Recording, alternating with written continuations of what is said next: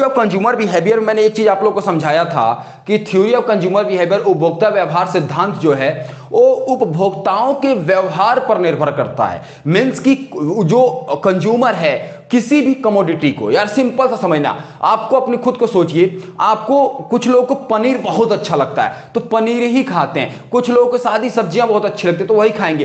भाई हमारा जो हमारा खुद का जो खुद की मन जो हमारा जो करेगा, जो हमारा बिहेवियर होगा, जैसा हम चाहते हैं वही चीज लेना पसंद करेंगे। अब कोई कहे कि भैया तुमको चिकन बहुत पसंद है और तुमको मटन वो खिलाने लगे, आपको चिकन बहुत पसंद है वो आपको मटन खिलाने लगे, तो आप मटन उतने मन से नहीं खाओगे जितने मन से आप क्या खाओगे, चिकन खाओगे। तो ये उपभोक्ता के व्यवहार पर निर्भर करता है कि वह किस कमोडिटी का कंजप्शन करता है और किस कमोडिटी का कंजप्शन नहीं करता है। ठीक है, अब बात करते हैं कि यदि थ्योरी ऑफ कंज्यूमर बिहेवियर में आएंगे तो यहां पे भाई कंज्यूमर बिहेवियर सबसे ज्यादा इंपॉर्टेंट होता है कि सेटिस्फैक्शन, जो भी कंज्यूमर है उसको सेटिस्फाई कर रहा है कि नहीं। कोई भी गुड्स वह तभी यूज करेगा जो वह उसको पूर्णतः सेटिस्फाई कर देगा, यदि सेटिस्फाई नहीं करता है तो किसी भी गुड्स को लेना पसंद नहीं करेगा। तो ठीक है, अब बात करते हैं कि सेटिस्फैक्शन का मतलब क्या हुआ। सेटिस्फैक्शन का मतलब भैया कोई भी आप, यदि आपकी आवश्यकता है, आपकी नीड है और आपने किसी भी वस्तु का उपयोग किया तो वो आपके लिए, आपके जो नीड को पूरा कर दे तो आपको पूर्णतः सेटिस्फैक्शन मिल जाएगा।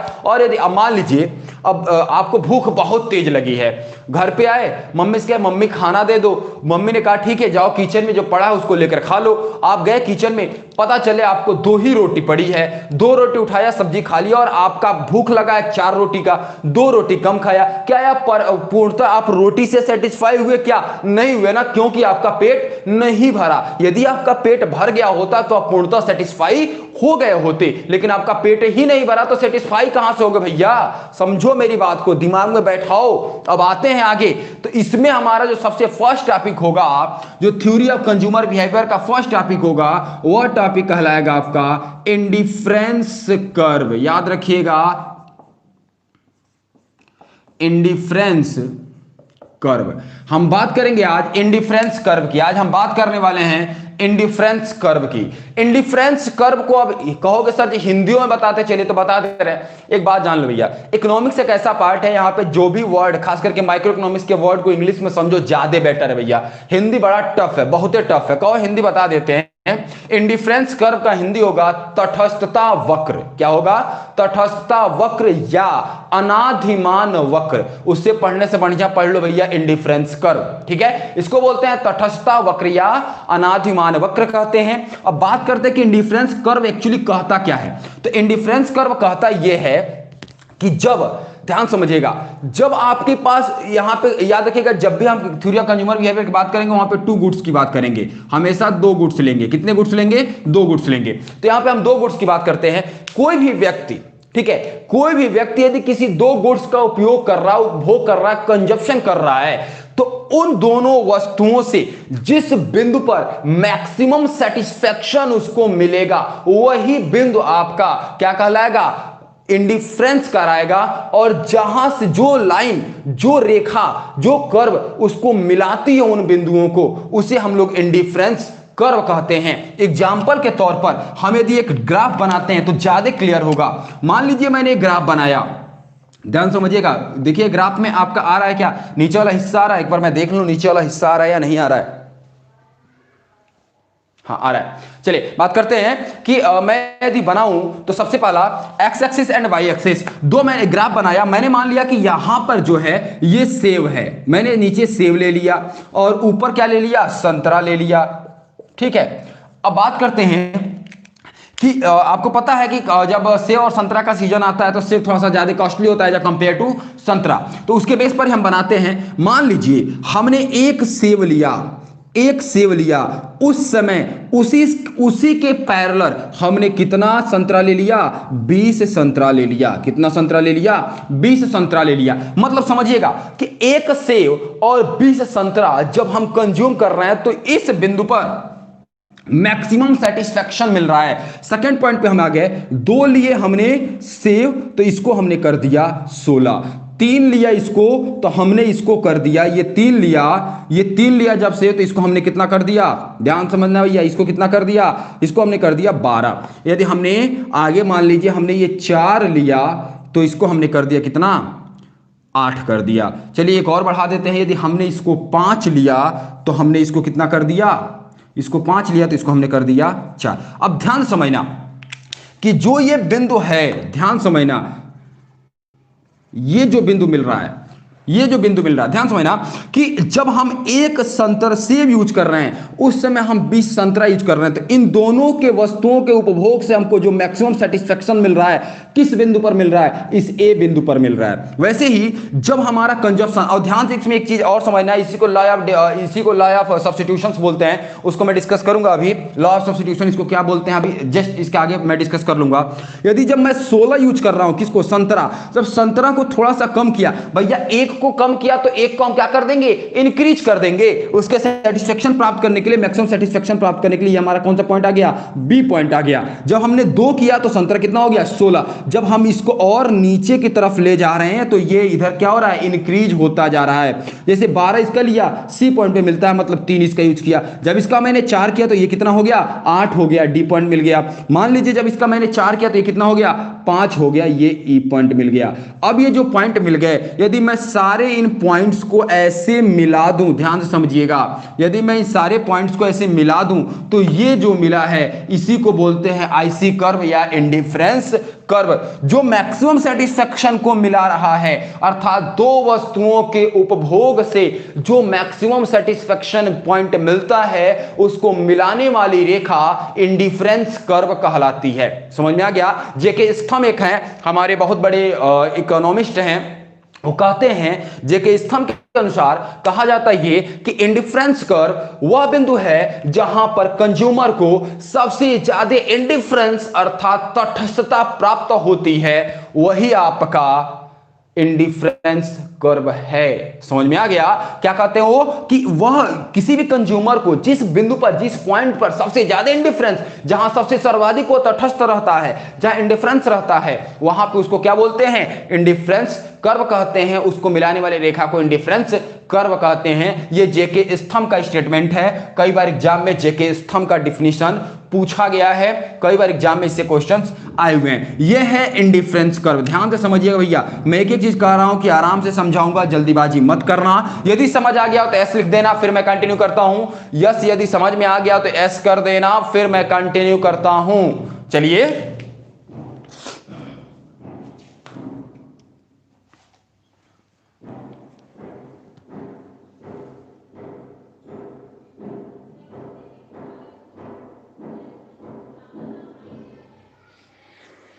चलिए आप लोग का यस। आज सबसे इंपॉर्टेंट चीज, marginal rate of substitution. Important क्यों हो जाता है मैं आपको बता रहा हूं। Marginal rate of substitution formula भी आता है और उससे रेशियो भी पूछा जाता है एग्जाम में। ये क्वेश्चन एग्जाम में आया है, परसेंटेज पूछा जाता है। तो चलिए हम डिस्कस करते हैं मार्जिनल रेट ऑफ सब्स्टिट्यूशन। भैया पढ़ लो, गारंटी देता हूं आपके एसएससी में आए हुए कि क्वेश्चंस हो जाएंगे, एक क्वेश्चन आपका गलत नहीं होगा, इसकी गारंटी मैं दे सकता हूं।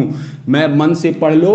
और जिसको भी पीडीएफ चाहिए इसका, भैया जिसको भी इसका पीडीएफ चाहिए, जो मैं पढ़ा रहा हूं इसका पीडीएफ चाहिए आपको रिटर्नली, आप यहां पे तो नोट्स बना नहीं पाओगे। यदि पीडीएफ चाहिए तो एक काम करिएगा, आप मुझे व्हाट्सएप कर दीजिएगा और 20 रुपीज क्या करना होगा, जिसको भी चाहिएगा वह व्हाट्सएप कर दीजिएगा। नंबर ऑलरेडी बता चुका हूं, उस पर व्हाट्सएप कर दीजिएगा, आपको नोट्स मिल जाएगा और बता दिया जाएगा उसके लिए क्या करना होगा कि आपको नोट्स मिल जाए। चलिए बात करते हैं marginal rate of substitution, MRS, marginal rate of substitution, MRS। MRS क्या है? यदि मार्जिनल रेट ऑफ सब्स्टिट्यूशन की बात कर रहे हैं तो ध्यान समझना, सब्स्टिट्यूशन का मतलब, एक एक वर्ड को समझते हैं। मार्जिनल मतलब सीमांत, रेट मतलब दर, और सब्स्टिट्यूशन मतलब प्रतिस्थापन। मतलब किसी एक में कुछ दूसरे वस्तु को ले लें, वही मार्जिनल रेट ऑफ सब्स्टिट्यूशन कहलाता है। इसको हम ग्राफ पे समझेंगे। ग्राफ पे मैं बता रहा हूं कि सब चीज ग्राफ पे समझाऊंगा जिसको आसानी से आप समझ सको। ग्राफ पे समझाएंगे तो अच्छे से क्लियर होगा, और ऐसे हवा हवाई में पढ़ा दें कोनो मतलब नहीं रह जाएगा। उसके पहले हम यहाँ पे थोड़ा सा बना लें, वस्तु एक्स वस्तु y, और यहां पे मैं बना लेता हूं MRS। ध्यान समझिएगा, ये मैं बना दे रहा हूं क्योंकि ये इंपॉर्टेंट है, इसकी आवश्यकता पड़ने वाली है। जो x वस्तु है, x गुड्स है, इसको हमने सेव मान लिया। और जो वाई गुड्स है इसको हमने संतरा मान लिया, ठीक है, और एमआरएस उसका रेशियो हो जाएगा, एक्स और वाई के रिस्पेक्ट में हम निकालेंगे, पहले वाई और एक्स के भी रिस्पेक्ट में समझेंगे और एक्स और वाई के रिस्पेक्ट में भी समझेंगे। तो चलिए, यदि हम एक सेव लेते हैं तो ये कितना था 20, ये 2 ले रहे थे ये 16, ये 3 ले रहे थे, कितना हो रहा था भैया, बता दो, नहीं पता, अरे दिमाग थोड़ा सा लगा लो भैया, क्या है, 3 ले रहे थे तो हमने इसको 12 बताया, 4 ले रहे थे 8 बताया, 5 ले रहे थे 4 बताया, तो बस इतने समझो यहां तक। आगे वाला ये निकालना है, इसको फार्मूला बताएंगे। अब इस पे हम एक ग्राफ बनाते हैं। यदि हम ग्राफ बनाए तो इसको हमने क्या रखा, सेब है ये, और ये क्या है हमारा भैया, संतरा है। 2 गुड्स मैंने बता दिया, मैंने गुड्स यहां पे बताया, ये हमारा कितना आ जाएगा, 1 संतरा, 2 संतरा, 3 4 और 5, ये हमारा 4 8 12 16 20। अब हम बता रहे हैं, ध्यान समझिएगा, यदि एक सेब ले रहे हैं तो कितना संतरा ले रहे हैं भैया, एक सेब पे कितना संतरा है 20, 16 पे कितना है आपका 2, ये आपका 3, ये 4 और ये 5। अब ध्यान,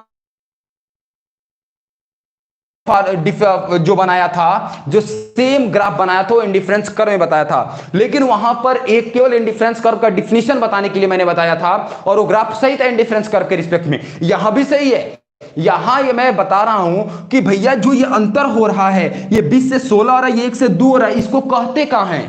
मैं समझाना क्या चाहता हूं कि अभी मैंने जो पढ़ा, इसके पहले मैंने ग्राफ तो बना दिया, लेकिन यहां पे मैं आप लोगों को क्लियर क्या करना चाहता हूं, क्लियर ये करना चाहता हूं कि 20 से 16 है तो ये 1 से 2 हो गया, क्यों, ऐसा क्यों हो रहा है, इसके बारे में हमको डिस्कस करना है। तो ध्यान समझना कि जो ये अंतर हो रहा है, ध्यान से मेरी बात यहां पे दिमाग लगा के यहां समझो कि जो हमारा यहां पे डिफरेंस आ रहा है, ऐसा क्यों हो रहा है, और जब हो रहा है तो इसको हम क्या कहते हैं, तो समझो, कह ये रहा है कि जब हम किसी एक वस्तु का उपभोग करते हैं, यदि हम उसकी इकाई को कम करना चाहते हैं तो उसके सापेक्ष हम किसी दूसरी इकाई को उसके जगह प्रतिस्थापित कर देंगे, और जिस रेट से प्रतिस्थापित करेंगे यही आपका मार्जिनल रेट ऑफ सब्स्टिट्यूशन कहलाता है। समझ में मैं क्या कह रहा हूं कि मार्जिनल रेट ऑफ सब्स्टिट्यूशन क्या कहलाता है कि जब एक वस्तु का उपभोग कर रहा है, उतने ही प्राइस में, उतने में ही किसी दूसरे वस्तु को उसकी जगह हम लोग क्या कर दें, रिप्लेस कर दे,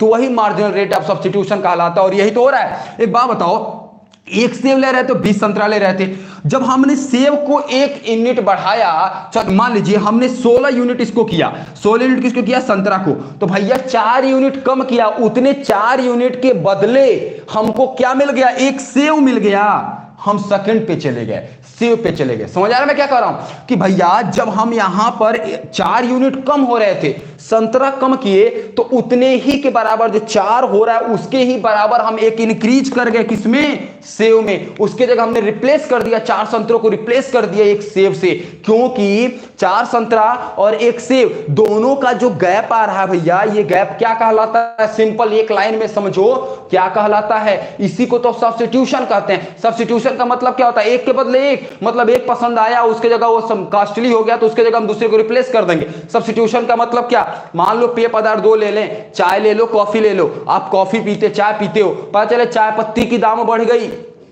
चाय पत्ती की दाम बढ़ गई, कहोगे भैया कहाँ है चाय पत्ती पिए, चाय पिए, भैया रहने दो, से जब हम कॉफी पी लेंगे, कॉफी पीने पे स्टैंडर्ड बढ़ेगा, भौकाल है आजकल, पहले डेट पे कहाँ कॉफी पे चलते हैं, तो कॉफी वाली बात तो बहुत फेमस है भैया। चाय सबसे इंपॉर्टेंट चीज, कोई चाय पे नहीं कहता कि चलो आज चाय पे चलते हैं, नहीं, कॉफी पर चलते हैं। तो ठीक है, वैसे ही वहां पे बात की गई है, यदि हमारा चाय की कीमत बढ़ जाए, ध्यान समझना, चाय की कीमत बढ़ जाए, यदि चाय पत्ती की कीमत बढ़ जाएगी तो भैया हम उसके जगह सब्स्टिट्यूट को कर देंगे, कॉफी को लेते आएंगे। भैया काहे हम चाय पिए, छोड़ तो चाय नहीं पिएंगे, कॉफी पिएंगे, भौकाल भी रहेगा, अरे भाई महंगा हो गया, कॉफी सस्ता हो गया, कॉफी पिएंगे, भौकाल अलगे है। चलिए, तो यही यहां पे हो रहा है कि मतलब कि एक को हम रिप्लेस कर रहे हैं, मतलब यह 4 यूनिट कम हो रहा है तो उस 4 के बदले हमने एक सेब को इंक्रीज कर दिया, यही आप क्या कहलाता है, मार्जिनल रेट ऑफ सब्स्टिट्यूशन कहलाता है। और हम एक को मिला दें, है जो लाइनिया ऊपर दिख रहा है, मैं हम एक लाइनिया मिलाएंगे नहीं, इसको जब मिलाएंगे, ये इंडिफरेंस कर्व है ना, 2 वस्तु की बात कर रहे थे, इंडिफरेंस कर्व होगा, काम खत्म, इसको बोलते हैं मार्जिनल रेट ऑफ सब्स्टिट्यूशन। अब थोड़ा सा हम समझ लें एक चीज कि marginal rate of substitution 2 base पर निकाला जाता है। एक यदि हम एक्स एक्सिस के बेस पर, एक्स के बेस पर, एक्स वस्तु के बेस पर वाई का निकालें और हमारा वाई के बेस पर एक्स का निकालें। तो समझ में ध्यान से समझिएगा, यदि हम फर्स्ट फार्मूला बता दें, फर्स्ट फार्मूला यदि हम निकालें, फर्स्ट फार्मूला मैं क्या कर रहा हूं, एक्स के आधार पर y का, x के आधार पर y का मतलब होगा M R S X Y. ध्यान समझिएगा, x के रिस्पेक्ट पर किसको निकाल रहे हैं, y का निकाल रहे हैं। तो फार्मूला होता है, ध्यान समझिएगा, कि जो परिवर्तन दर हो रहा है, मतलब y वस्तु का परिवर्तन, ठीक है, अपान x वस्तु का परिवर्तन कह लीजिए, या जो हमारा चेंजेस हो रहा है उसकी बात कर रहे हैं। यदि हम बात करें, एक वर्ड बोल लें कि परिवर्तन ही समझे तो ज्यादा अच्छा है। परिवर्तन हो रहा है मतलब जो अंतर हो रहा है, एक जो डिफरेंस आ रहा है। अब बात करते हैं कि जो परिवर्तन होगा एक्स वस्तु वाई वस्तु का, ध्यान समझिएगा, यदि एक बढ़ेगा तो एक घटेगा, 110% श्योर है। इसी को तो मार्जिनल रेट ऑफ सब्स्टिट्यूशन कहते हैं, कि जब एक कोई क्वांटिटी को बढ़ाएंगे तो दूसरे की क्वांटिटी घटेगी, और दूसरे की बढ़ाएंगे तो पहले की क्या होगी, घटेगी।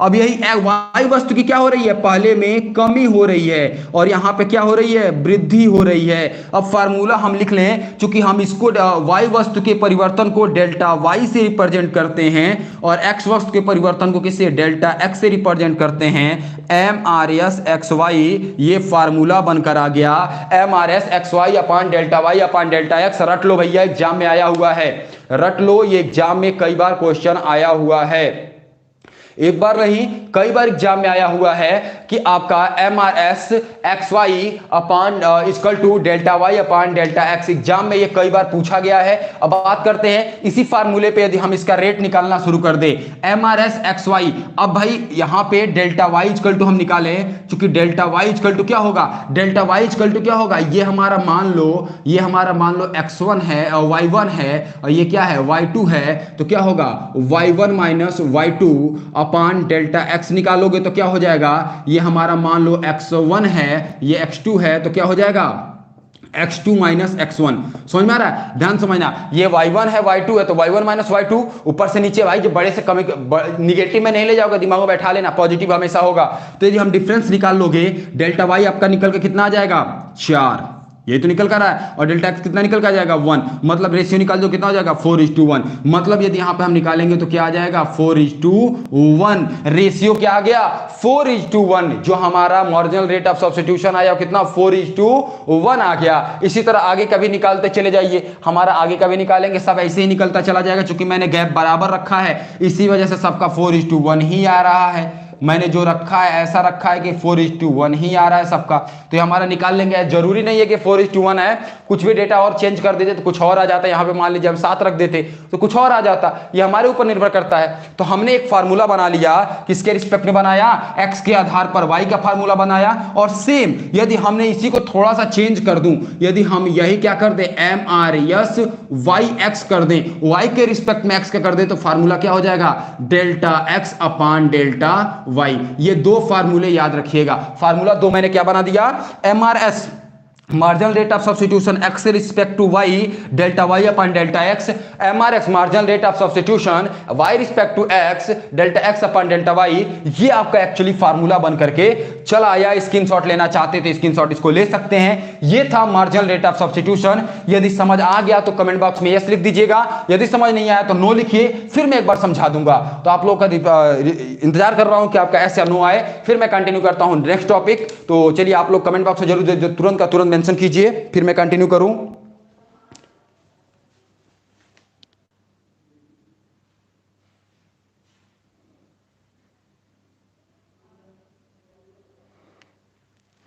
चलिए कमेंट बॉक्स में मेंशन आया कि आप लोग का यस समझ में आ गया। नोट्स चाहिए, फिर कह रहा हूं यदि नोट्स चाहिए, देखिए यहां पे मैं समझा तो दे रहा हूं, एक चीज क्लियर कर दे रहा हूं, लेकिन बिना नोट्स के आप लोग कैसे पढ़ोगे ये चीजें। तो नोट्स के लिए आप मुझे मैसेज कर दीजिएगा। कहां पे करना है मैसेज आपको, व्हाट्सएप पे मैसेज करना है। नंबर क्या है 8840064269 या 7408908016। इस नंबर पे आप व्हाट्सएप कर दीजिएगा। आपको 20 रुपीज प्राइस लगेगा, 30 to 40 पेज का नोट्स मिल जाएगा, साथ में आपके ऑब्जेक्टिव क्वेश्चंस आपको बाद में दे दिए जाएंगे। जो आपको यही फायदा है कि यदि आप नोट्स लेते हो तो आने वाले कितने भी 6-7 एग्जामों के लिए जो भी होंगे एसएससी के, हर एग्जाम का अपडेटेड क्वेश्चन भी आपको फ्री ऑफ कास्ट आपको मिलता रहेगा, अपडेटेड नोट्स भी मिलता रहेगा। ये नहीं कि आपका माइक्रो इकोनॉमिक्स एक बार नोट्स दे दिए तो फिर दोबारा उसका नोट्स नहीं देंगे, उसका नोट्स फ्री ऑफ कास्ट आपको मिल जाएगा। एक ग्रुप बन जाएगा आपको, जहां पर आपका नंबर सेव हो जाएगा, जैसे कुछ अपडेट होता है तुरंत आपको दूसरा नोट्स भेज दिया जाएगा। तो चलिए कंटिन्यू करते हैं। अब आते हैं नया टॉपिक, और नया टॉपिक बहुत इंपॉर्टेंट है, और ये टॉपिक है प्रॉपर्टीज ऑफ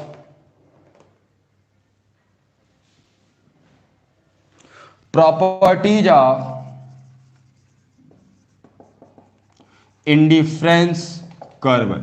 ये टॉपिक बहुत इंपॉर्टेंट है, प्रॉपर्टीज ऑफ इंडिफरेंस कर्व। इससे जानते हैं क्या है, जो प्रॉपर्टीज ऑफ इंडिफरेंस कर्व है ना, डायरेक्ट इसमें एग्जाम में जो क्वेश्चंस आते हैं, केवल इसको ग्राफ पे समझाना है। जो प्रॉपर्टीज ऑफ इंडिफरेंस कर्व आता है, डायरेक्ट आपका प्रॉपर्टी ही पूछ देता है, प्रॉपर्टी दे देगा और नीचे 4 ऑप्शन दे देगा, उसमें एक सही होगा, अदरवाइज सब गलत होंगे। तो ऐसी प्रॉपर्टी आपके डायरेक्ट आपके एग्जाम में आती है। मैं एक एक चीज दोनों सापेक्ष बताऊंगा कि क्या प्रॉपर्टी में क्या आपको ऑप्शन मिल सकता है, क्या क्या चीजें दिया जा सकता है, क्या पॉजिटिव क्या नेगेटिव, हर एक चीज इसके बारे में हम समझेंगे।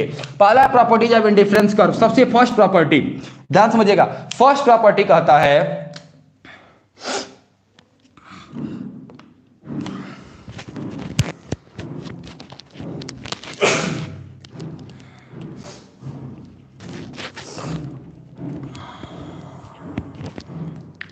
चलिए देखते हैं इंडिफरेंस कर्व। पहला प्रॉपर्टी का आता है indifference curve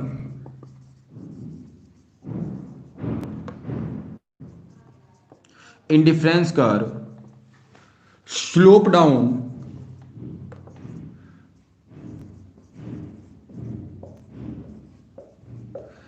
downward left to right, downward from left to right. ध्यान समझिएगा, फर्स्ट प्रॉपर्टी क्या कहता है, indifference curve slope downward left to right, downward from left to right. जो इंडिफरेंस कर्व होता है, तटस्थता वक्र ऊपर से नीचे की तरफ, बाएं से दाएं की तरफ, नीचे से ऊपर की तरफ, ऊपर से नीचे की तरफ होता है। तो इसके बारे में हम थोड़ा सा ग्राफ पे ज्यादा समझेंगे, इंग्लिश में ज्यादा समझो, हिंदी में थोड़ा सा गड़बड़ा जाता है, मैटर गड़बड़ा जाता है यहाँ पे।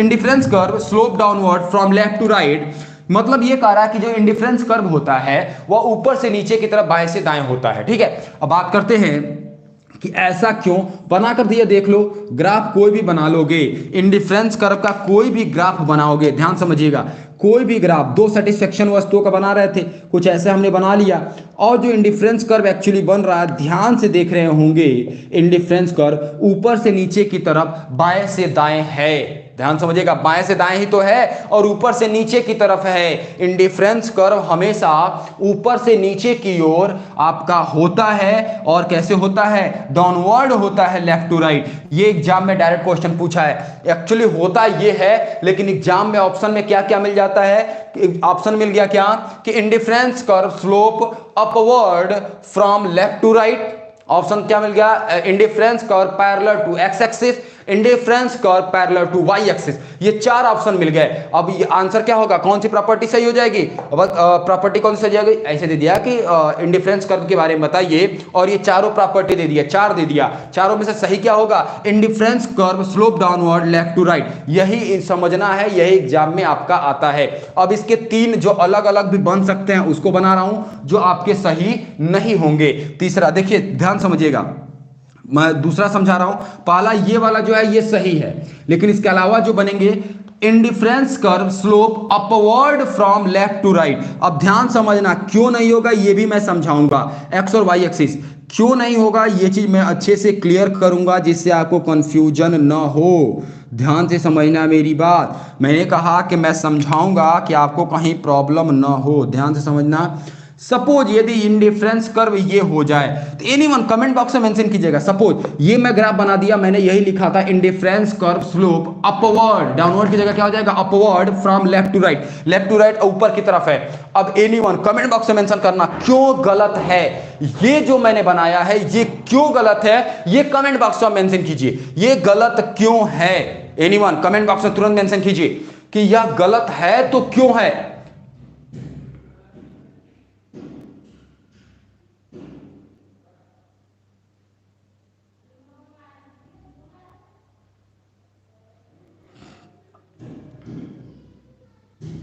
बताओ भैया, कहां नहीं बता रहे हो, हम पूछ रहे हैं कि इसका ये गलत है तो क्यों है, तो चलो हम बताते हैं कहां गलत है।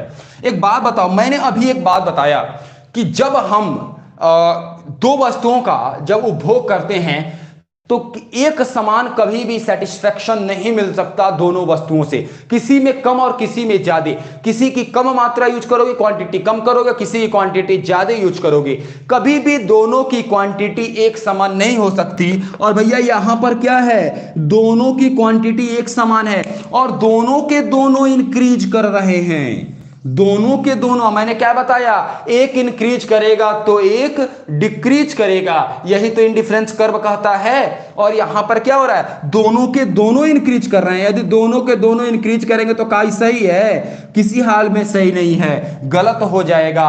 अगला हमारा प्रॉपर्टी जो इसमें रॉन्ग आता है उसको मैं डिस्कस कर लूं, ये आता है इंडिफरेंस कर्व पैरेलल, मैं थोड़ा सा उसको मिटा दूं तो ज्यादा अच्छे से क्लियर होगा। तीसरा मैं समझता हूं, ये दो समझा दिया, तीसरा समझाता हूं, तीसरा चौथा इसी के अंदर फर्स्ट प्रॉपर्टी के अंदर, इसकी 7 प्रॉपर्टी है, सातों प्रॉपर्टी को हम समझेंगे। देखिए हमने कहा सेकंड और थर्ड हमने देखा, कह रहा है कि indifference curve parallel to X axis, ध्यान समझिएगा, indifference curve parallel to X axis, मान लो एक्स एक्सिस के पैरेलल है, मैंने ये बना दिया इंडिफरेंस कर्व, यही तो हो गया, एक्स एक्सिस के पैरेलल हो गया कि नहीं हो गया। ये मैंने वस्तु ले लिया, एक ये ले लिया, ये दो ले लिया, यहां पे मान लिया इसका एक ही पॉइंट, ये हमारा 5 है।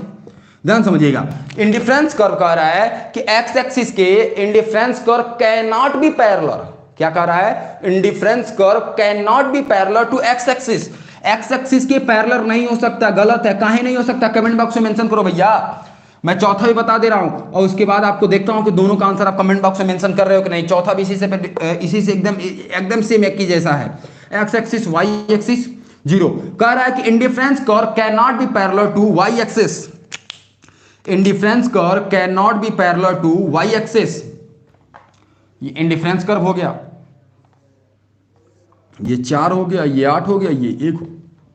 चलिए दोनों का बताइए, मैंने यहां पे ये चीज नहीं लिख रहा हूं, लिख भी दे रहा हूं, सेब संतरा, ये संतरा, ये हमारा सेब। ध्यान से समझो भाई, दोनों को मेंशन करो। ये कह रहा है कि ये भी कह रहा है कि indifference curve can not be parallel to Y axis, ये भी गलत है। दोनों गलत क्यों है, कमेंट बॉक्स में मेंशन करके बताओ भैया, थोड़ा सा तो समझो, यदि थोड़ा भी समझ आया होगा तो कमेंट बॉक्स में जरूर मेंशन करोगे, करो भैया। जो प्रॉपर्टी मैं समझाया हूं शुरू में, डेफिनेशन समझाया हूं, यदि वो डेफिनेशन समझ में आ गया होगा तो ये आपको तुरंत का तुरंत मेंशन कर दो, कमेंट बॉक्स में मेंशन तो करो। कंटिन्यू करता हूं मैं।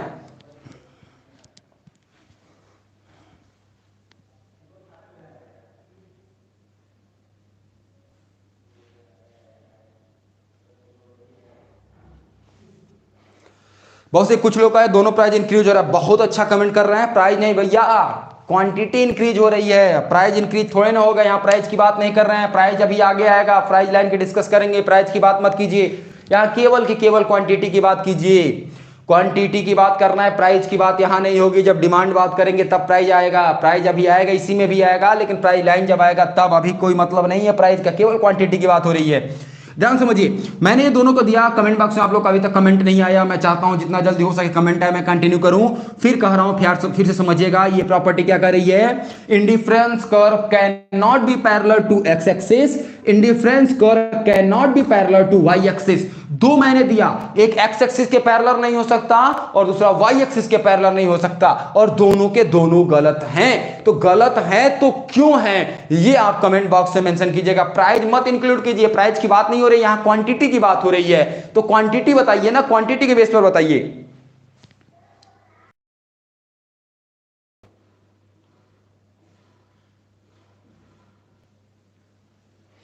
भैया आप लोगों से विनम्र निवेदन है कि जितने लोग लाइव हैं शेयर कर दीजिए और लाइक कर दीजिए। आप लोगों से बस थोड़ा सा विनम्र निवेदन है कि ज्यादा से ज्यादा लाइक और शेयर कर दीजिए। इतना मेहनत कर रहे हैं, मैं आप लोगों से फिर कह रहा हूं कि कहीं कोई प्रॉब्लम नहीं होगी, गारंटी देता हूं आपको कि आपके माइक्रो इकोनॉमिक्स का क्वेश्चन आपके एग्जाम में गलत नहीं होने दूंगा।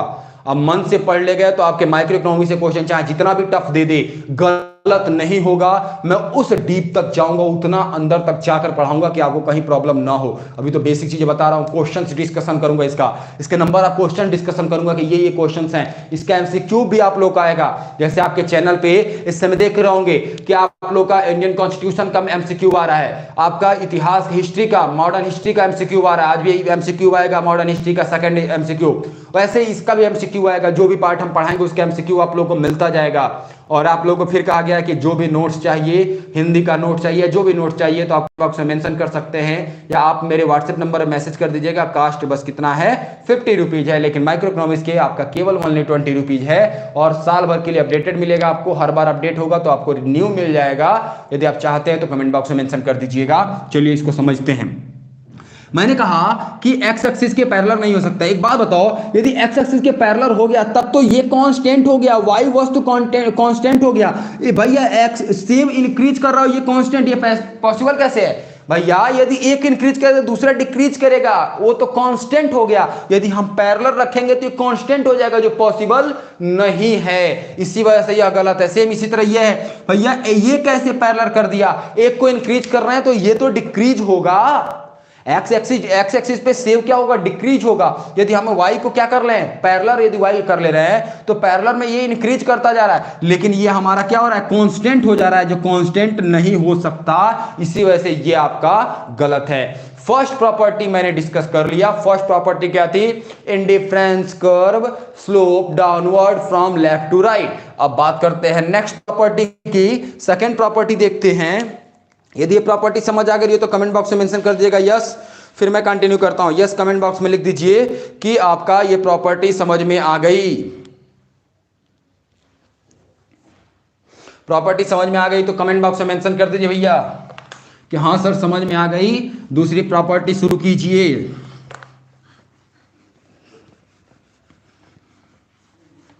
चलो भैया, आप लोग के बड़े मांग पर सेकंड प्रॉपर्टी शुरू करते हैं। सेकंड प्रॉपर्टी क्या कह रहा है? सेकंड प्रॉपर्टी कहता है indifference curve convex to origin. क्या हो जाएगा, टू पॉइंट ऑफ ओरिजिन। मतलब ये कह रहा है कॉन्वेक्स आपका कि जो इंडिफरेंस कर्व है, हिंदी में कहोगे सर हिंदी बता दिए तो कॉन्वेक्स मतलब उन्नतोदर होता है। आप लोग कॉन्वेक्स लेंस पढ़े होंगे या उन्नतोदर। कॉन्वेक्स लेंस की खासियत क्या होती है, जो अंदर की तरफ बाहर की तरफ अंदर की तरफ उभरा हुआ होता है, सॉरी चूंकि बाहर की तरफ ऐसे कुछ इस तरह होता है। मैं बता भी दे रहा हूं। कह रहा है कि इंडिफरेंस कर्व जो होता है वह कॉन्वेक्स होता है पॉइंट टू द ओरिजिन। बात करते हैं कैसे, एक्स एक्सिस वाई एक्सिस। यदि हम इंडिफरेंस कर्व बना लें, हमने इंडिफरेंस कर्व बनाने के लिए हमने एक मैप बना लिया कुछ ऐसे, ठीक है। और यदि हमने इंडिफरेंस कर्व यहां बनाया, ये इंडिफरेंस कर्व बनाया, ठीक है, आईसी कर्व इंडिफरेंस कर्व, तो ये ओरिजिन है। इस ओरिजिन के कॉन्वेक्स ये है कि नहीं है, ध्यान समझो। ये ओरिजिन आपके कॉन्वेक्स के क्या कॉन्वेक्स है कि नहीं है, किसके हमारे इस ओरिजिन से। इसी को कह रहा है कि कॉन्वेक्स होता है point of the origin. Origin से कॉन्वेक्स होता है इंडिफरेंस कर्व हमेशा।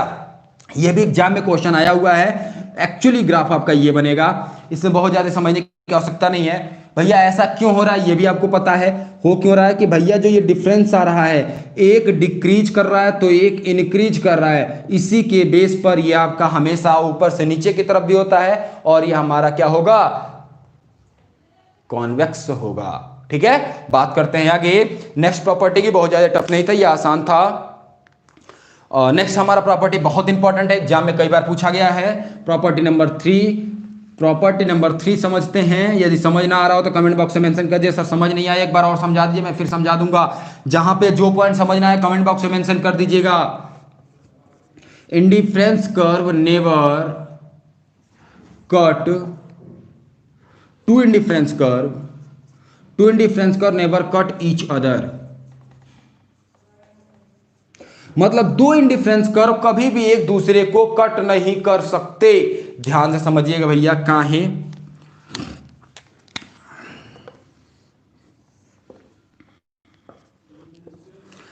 कभी भी दो इंडिफरेंस कर्व एक दूसरे को कट नहीं कर सकते। मैं इसका ग्राफ बना के आपको दिखा देता हूं।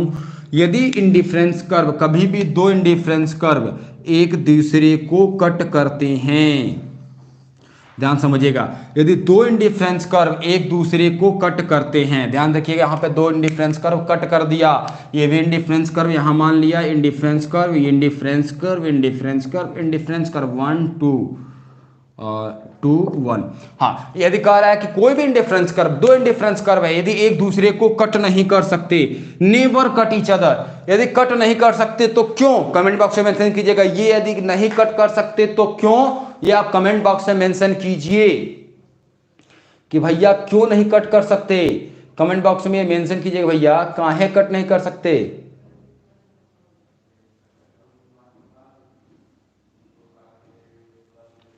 बताओ भैया काहे कट नहीं कर सकते, तो समझो काहे नहीं कट कर सकते।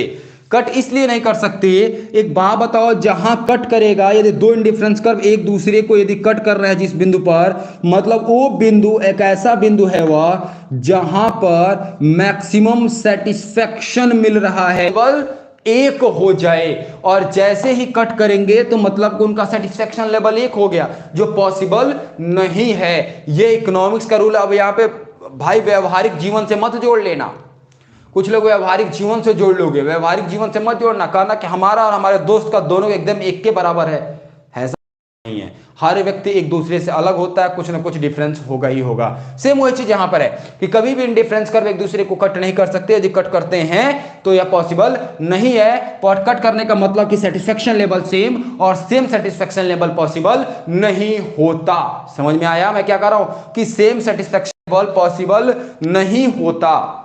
ये दिमाग में बैठा लेना, एक एक चीज दिमाग में बैठाते चलो भैया, कहीं कोई प्रॉब्लम हो तो हमसे पूछो, हम बताएंगे। बफरिंग हो रही है, कोई बात नहीं, चलिए अभी बफरिंग नहीं होगी, बफरिंग अब नहीं होगी, बिल्कुल परेशान ना होइए।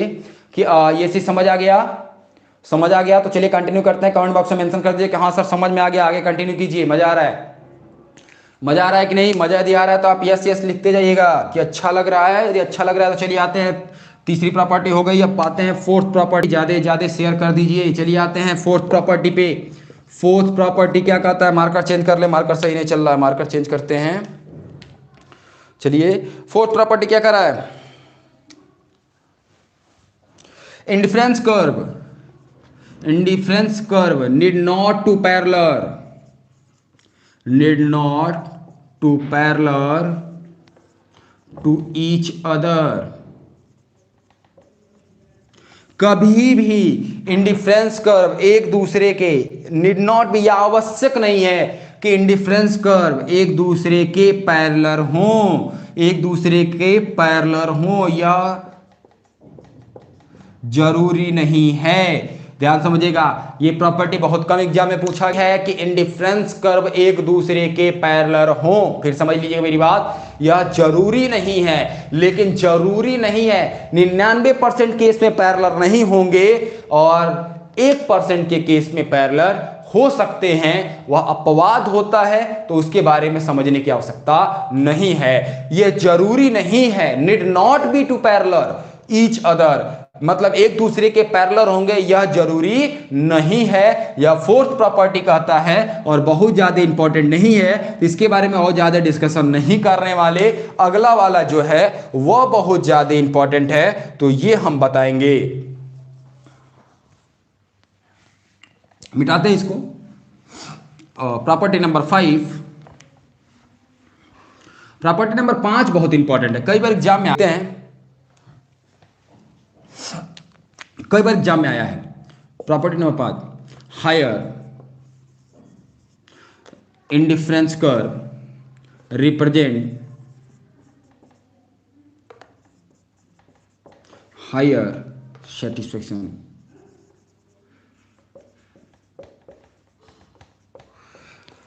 Higher indifference curve represent higher satisfaction, मतलब जो हायर इंडिफरेंस कर्व होता है वो हायर इंडिफरेंस कर्व रिप्रेजेंट करता है किसको भैया?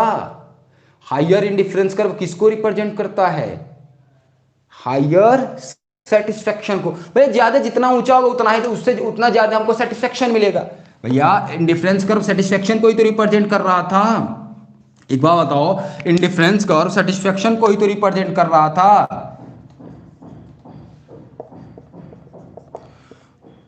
यदि सेटिस्फेक्शन को रिप्रेजेंट कर रहा है तो चलिए एक पे हम बना देते हैं, दो इंडिफरेंस कर्व बना के कोशिश करते हैं।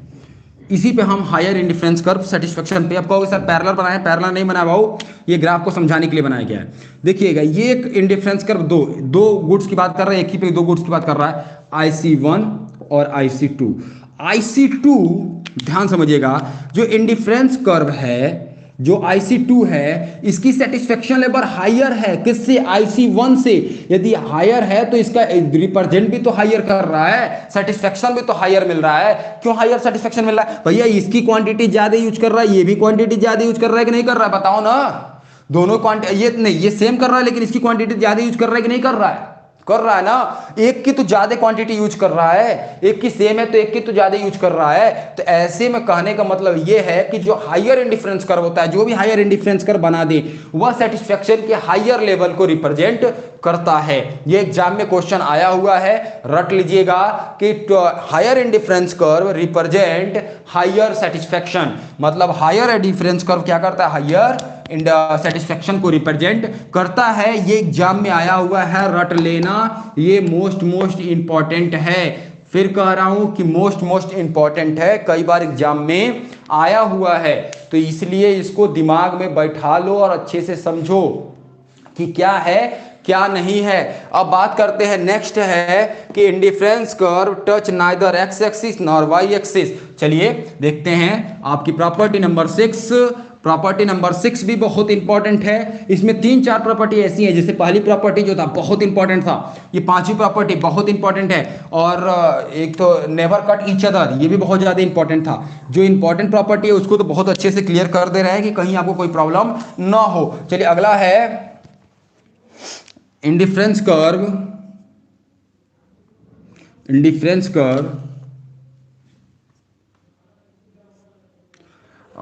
नेक्स्ट प्रॉपर्टी क्या है? Indifference curve touch neither X axis nor Y axis. Indifference curve कभी भी ना तो एक्स एक्सिस को, अब दोनों को मैं समझा दे रहा हूं भैया, दोनों ग्राफ बनाऊंगा, X axis Y axis 0, X axis Y axis origin. अब ये दोनों को मैं समझा दे रहा हूं। कह रहा है कि indifference curve neither touch indifference curve touch neither X axis nor Y axis, मतलब इंडिफरेंस कर्व ना तो एक्स एक्सिस को टच कर सकता है और ना ही वाई एक्सिस को टच कर सकता है। सपोज करिए कि ये इंडिफरेंस कर्व मैंने ये बनाया, ठीक है, एक ये इंडिफरेंस कर्व बनाया और ये इंडिफरेंस कर्व जाकर के एक्स एक्सिस को टच कर दे। यदि हम बात करें, एक हमने बनाया, कुछ ऐसा बनाया, और ये हमारा इंडिफरेंस कर्व किसको टच कर दे? वाई एक्सिस को टच कर दे। अब दोनों से समझिएगा, ये क्या है? इंडिफरेंस कर्व है। ये क्या है? इंडिफरेंस कर्व है। ये हमारा सेव है और ये क्या है? संतरा है।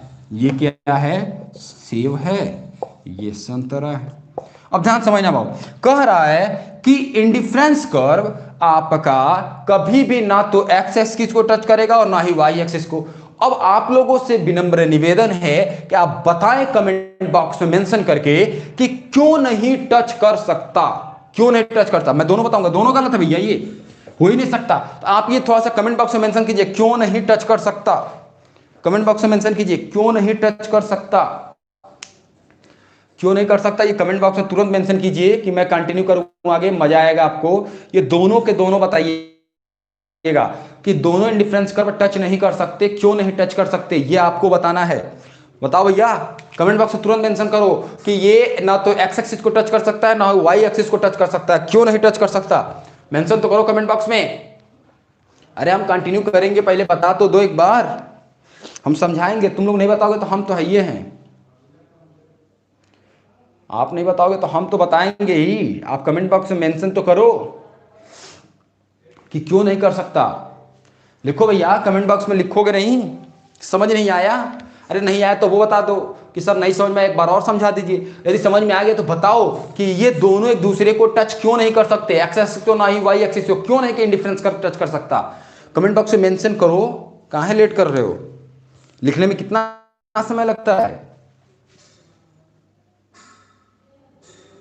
चलिए, आप एक लोगों का मेंशन है कि सर समझ नहीं आ रहा है ये। चलिए तो मैं बता दूं, समझिएगा कि यदि आप अभी जुड़े होंगे तो शुरू से वीडियो देख लीजिएगा, नहीं तो फिर मैं बता रहा हूं, ध्यान समझिए। इंडिफरेंस कर्व हमेशा दो वस्तुओं, दो कमोडिटी के सेटिस्फेक्शन की बात करता है। मतलब दो वस्तुओं से एक कंज्यूमर को कितना सेटिस्फेक्शन, जो उसका सेटिस्फेक्शन लेवल होता है, अलग अलग पॉइंट पे उसी को रिप्रेजेंट करता है। अब यदि बात कीजिए, मैंने बताया कि इंडिफरेंस कर्व में बताया कि हमेशा एक गुड्स का, यदि एक गुड्स हम यूज कर रहे हैं, दो गुड्स यूज कर रहे हैं, तो एक की क्वांटिटी कम और एक की ज्यादा होगी। यदि एक की क्वांटिटी को बढ़ाएंगे तो दूसरे की घटेगी, दूसरे की बढ़ाएंगे तो पहले की बढ़े घटेगी। तो ये चीजें आपकी इसके साथ होगा। अब बताइए, सपोज यदि हमारा एक्स एक्सिस को टच कर गया, तो यहां पे तो क्या हो गया, एक्स एक्सिस को टच करने का मतलब कि वह तो जीरो क्वांटिटी पे आ गया। और ये पॉसिबल तो है नहीं, कुछ ना कुछ तो क्वांटिटी यूज करेगा, और सेटिस्फेक्शन जीरो कैसे हो सकता है भाई? यदि यहां पे टच कर गया एक्स एक्सिस को, तो किसी व्यक्ति का सेटिस्फेक्शन जीरो कैसे हो सकता है? पॉसिबल नहीं है। कोई गुड्स यूज करे और उसका सेटिस्फेक्शन मिलबे ना करे, ये तो पॉसिबल है ही नहीं ना। सेम इसी तरह यहां पे इसका जीरो कैसे हो गया? मतलब संतरा से उसको सेटिस्फेक्शन जीरो कैसे मिलने लगा? कुछ तो मिलेगा, खा रहा है तो कुछ तो मिलेगा। अब उसका सेटिस्फेक्शन बिल्कुल जीरो तो पॉसिबल ही नहीं है, इसीलिए दोनों के दोनों गलत है भाई। कोई भी वस्तु कंज्यूम आप करते हो तो सेटिस्फेक्शन तो आपको मिलता है ना, कुछ तो संतुष्टि मिलती है। ऐसा तो है नहीं कि जीरो मिलती है, बिल्कुल ऐसा तो नहीं है ना कि जीरो मिलती है, कुछ तो मिलता है सेटिस्फेक्शन। और यदि कुछ मिलता है तो ये कैसे एक्स एक्सिस और वाई एक्सिस को टच कर सकता है? टच करने का मतलब सेटिस्फेक्शन लेवल जीरो। टच करता है तो सेटिस्फेक्शन, भैया ओरिजिन के पास ये जीरो नहीं होगा, खुद बताओ, ये जीरो नहीं होगा। इस पे यदि टच करेगा तो ये जीरो नहीं होगा। यदि ये जीरो हो गया तो सेटिस्फेक्शन लेवल जीरो, भैया कहां से समझ में आएगा? कहां से ये हमारा कोई व्यक्ति कोई कंज्यूम करेगा? ये पॉसिबल ही नहीं है। कमेंट बॉक्स में मेंशन करना, समझ में आया? ये चीज समझ आया कि नहीं आया? कमेंट बॉक्स में मेंशन कर दो। भैया थोड़ा सा इकोनॉमिक्स टफ है, माइक्रो इकोनॉमिक्स थोड़ा सा टफ है, जो अदर चीजों से, अदर जो भी पेपर पढ़ते हो उससे टफ है। चाहे कॉन्स्टिट्यूशन हो गया, चाहे जितने भी पेपर आप पढ़ते हो, इकोनॉमिक्स से भी ये टफ है।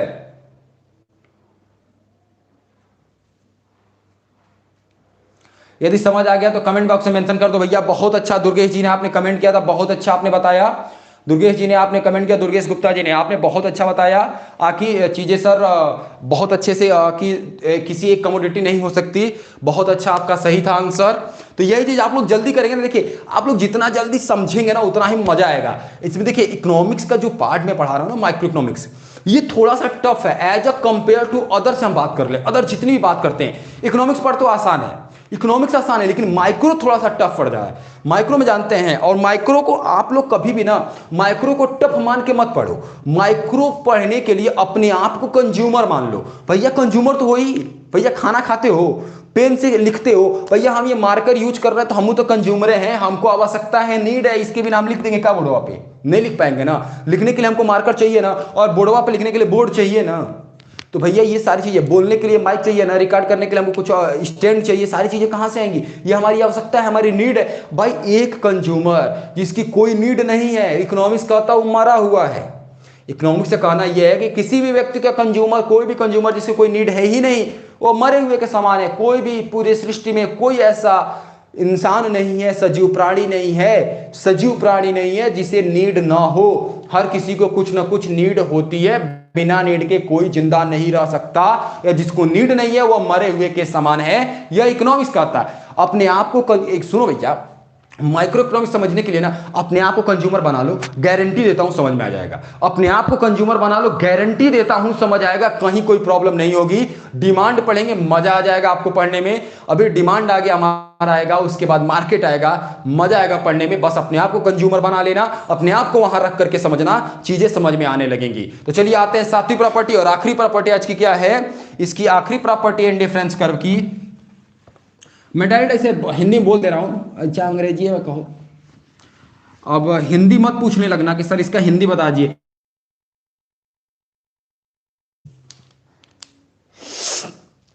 इंडिफरेंस कर्व क्या कर रहा है, मैं लिख नहीं रहा हूं, डायरेक्ट समझा रहा हूं। इंडिफरेंस कर्व बिकम कॉम्प्लेक्स, ध्यान समझिएगा, indifference curve become complex to more than two commodity.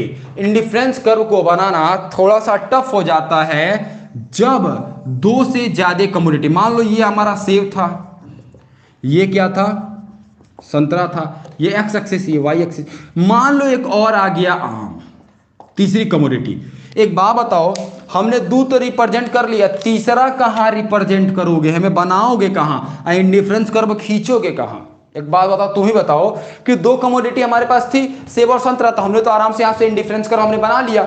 लेकिन अभी दो से ज्यादा कमोडिटी हो गई, आम आ गई, तो अब रिप्रेजेंट कहां करा, तीसरा जेड बनाए यहां पे, तीसरा यहां जेड बनेगा, 3D डायमेंशन में हम बोर्ड को करें अपने, 3D डायमेंशन में फिगर बनेगा भैया, बिकम कॉम्प्लेक्स बन सकता है लेकिन टफ होता है, ऐसा नहीं कि नहीं बन सकता, टफ होता है। बस प्रॉब्लम ये है ना कि भैया एक बात बताओ, ये दो हमारे एक्सिस हैं, ध्यान समझना, ये दो एक्सिस हैं, एक्स एक्सिस और वाई, अब ये तीसरा एक्सिस यहां पे लाएंगे तब तो हम रिप्रेजेंट करेंगे, और यहां बनाओगे कैसे इंडिफरेंस कर्व यार, तीसरा मान लो बना भी दिया जेड, तो इंडिफरेंस कर्व कहां कहां घुमा कर ले जाओगे, इसीलिए कॉम्प्लेक्स होता है। एग्जाम में ये क्वेश्चन आया हुआ है कि यदि दो से ज्यादा कमोडिटी हो तो इंडिफरेंस कर्व कैसा होता है, कॉम्प्लेक्स होता है, इजी होता है, गुड होता है, ऐसे ऑप्शन आते हैं, तो आंसर क्या हो जाएगा, कॉम्प्लेक्स होता है। बनाना बहुत ज्यादा डिफिकल्ट हो जाता है कि इंडिफरेंस कर्व दो से ज्यादा कमोडिटी पे बनाना मुश्किल ही है, मुश्किल नहीं, नामुमकिन नहीं है, नामुमकिन तो नहीं कह सकते, मुश्किल है, बन सकता है, अब कैसे बनेगा पॉसिबल नहीं है। इकोनॉमिक्स तो कहता है भैया हमारे लिए टफ है, भैया रहने दो, हम नहीं बताएंगे, हम या मशीन लाकर 3D फिगर नहीं बनाने वाला, 2D में समझ गए तो समझ गए, ना समझे कोनो बतिए नहीं। तो ध्यान समझना, कह ये रहा है कि दो से ज्यादा कमोडिटी यदि हैं तो इंडिफरेंस कर्व बनाना कॉम्प्लेक्स हो जाता है, टफ हो जाता है।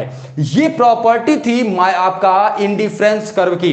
7 प्रॉपर्टी मैंने डिस्कस किया, आपका marginal rate of substitution discuss किया, फार्मूला बताया, इसके अलावा जो लोग अभी लास्ट में जुड़े होंगे, अभी जुड़े होंगे, वो आप लोग से रिक्वेस्ट है कि पीछे एक बार जाइए, इंडिफरेंस कर्व की प्रॉपर्टी, इंडिफरेंस कर्व का definition, marginal rate of substitution और आपका प्रॉपर्टी ऑफ इंडिफरेंस कर्व, तीनों टॉपिक आज मैंने क्लियर किया, तीनों टॉपिक को आप लोगों को मैंने समझाया।